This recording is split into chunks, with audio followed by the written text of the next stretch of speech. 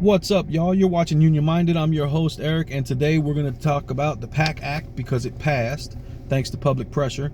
And we're going to talk about politics. This is basically an education in politics 101. But first, let me get y'all to please hit the like button, hit the notification button, subscribe, and drop some comments. Your comments really do motivate me and keep me invested in continuing to put these videos out. Because I do feel like we're operating on the same wavelength and we're increasing awareness of how we need to comport ourselves and how we move the policy that will best help working people forward and how we improve our union experience. So without further ado, let's get into it. This is an article from PBS. Senate passes Pact Act expanding health care for veterans exposed to toxic burn pits. Public pressure is everything. A bill enhancing health care and disability benefits for millions of veterans exposed to toxic burn pits won final approval in the Senate on Tuesday, ending a brief stalemate over the measure that had infuriated advocates and inspired some to camp outside the Capitol. The Senate approved the bill by a vote of 86 to 11. It now goes to President Joe Biden's desk to be signed into law. President Biden said that it makes good on our sacred obligation, which is to care for veterans and their families. The Senate had overwhelmingly approved the legislation back in June, but a do-over was required to make a technical fix. That process derailed when Republicans made a late attempt to change another aspect of the bill last week and blocked it from advancing. I did a video on it when it was blocked, and I was appalled at how they can so callously just flip the script and go opposite to what they agreed on just a month before. So they did that last week. The abrupt delay outraged veterans groups and advocates, including comedian Jon Stewart. It also placed GOP senators in the uncomfortable position of delaying the top legislative priority of service organizations this session of Congress. How does politics work? Politics works by public pressure and advocacy. Enough public pressure makes policy changes. These veterans groups have been working for years and decades to try to get this done. That's how long it takes to get these politicians to do the right thing. Because this isn't even a hard question. A group of veterans and their families have been camping out at the Capitol since that vote. They had endured thunderstorms and Washington's notorious August humidity, but they were in the galleries and senators cast their votes. You can go home knowing the good and great thing you have done and accomplished for the United States of America, Senate Majority Leader Chuck Schumer told them, which is right. Imagine these veterans aren't sitting there in the hallway putting pressure on these ghouls that were ready to flip it on them. All the hard work over all these decades, they're ready to flip and turn their back on them over some nonsense. The legislation expands access to health care through the Department of Veterans Affairs for millions who serve near burn pits.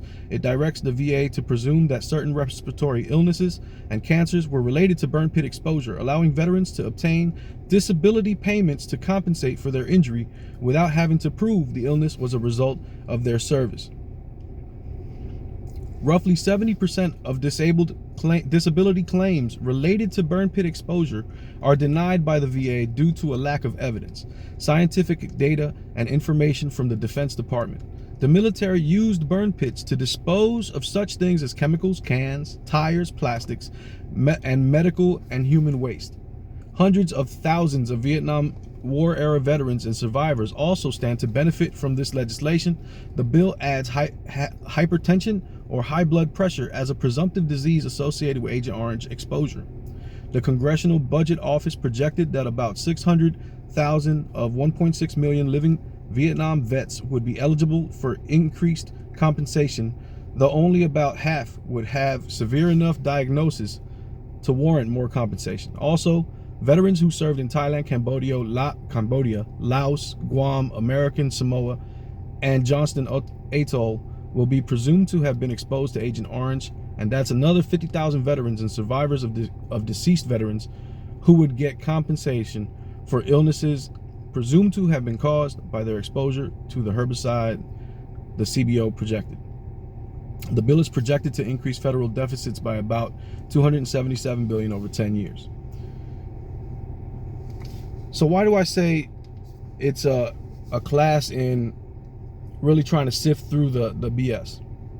Well, the Republicans were spinning that there was a problem with they didn't like the budget gimmickry, right? They're screaming about it, and that's why they voted no. That's what they were saying. But that turns out to not be true, because nothing changed and they flipped their vote right back. But why did they do that? They did that because of public pressure. The public became outraged at how this vote went and how these veterans were being treated, and they were vocal about it.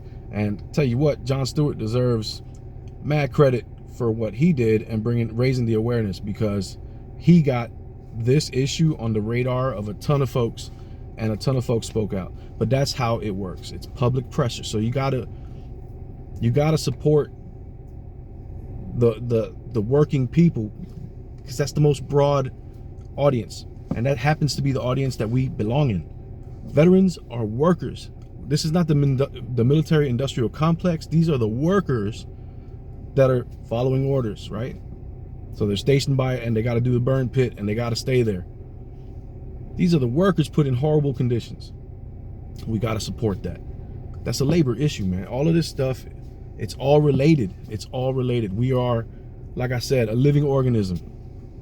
That's what we are. We're the worker bees. You know what I'm saying?